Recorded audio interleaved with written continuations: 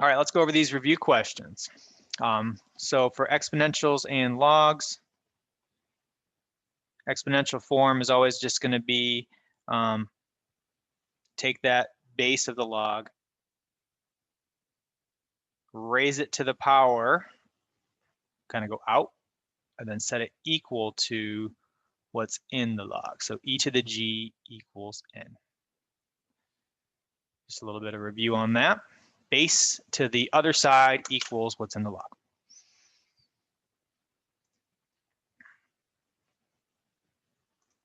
Number 17.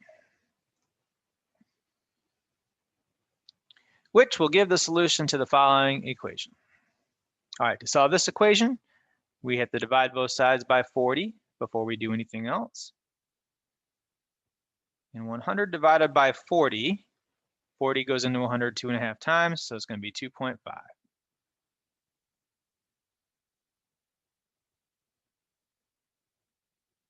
All right, once we get into that form, we write it as a log.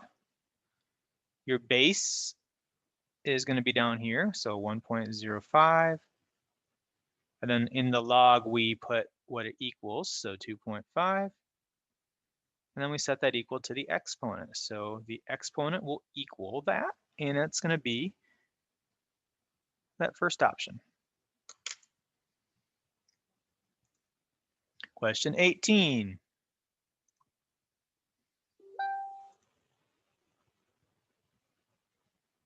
All right, do a little review on inverses and tables. So we got two tables and we got two functions, f and g. Note the notation for some of these has a little -1. That means inverse. And that means switch the x and y value. But only for the inverses. So for the first one, f of 4, you just go to 4. Your output's going to be 6. But for the second one, f inverse of 5, well, that's really a y value here. So that y value is 5. Your output is going to be 3.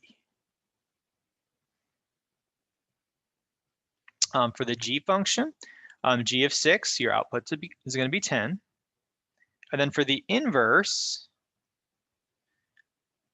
you look at your y value at 6, and that output is going to be 4.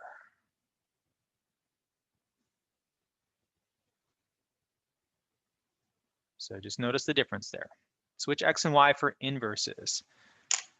Next question.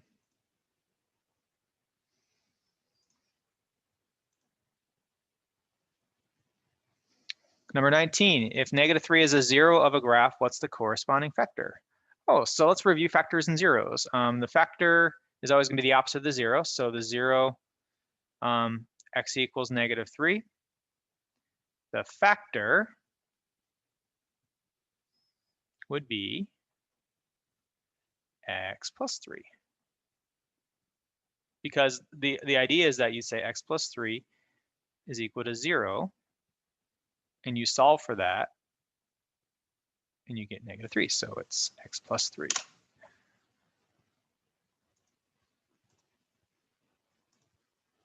And last question. All right, for the piecewise graph,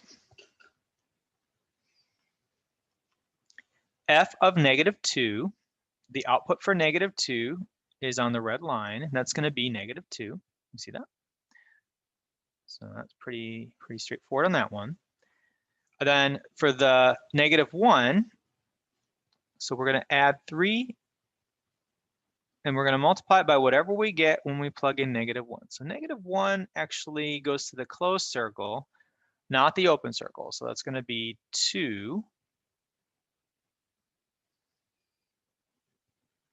So your output is going to be 2. And then the 7, so 7, we don't have 7, but this is a horizontal line, so it's going to keep going forever.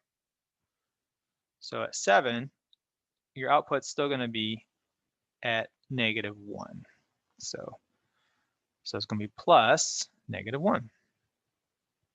So if we clean that up a little bit, that's going to be -2 plus 6 minus 1.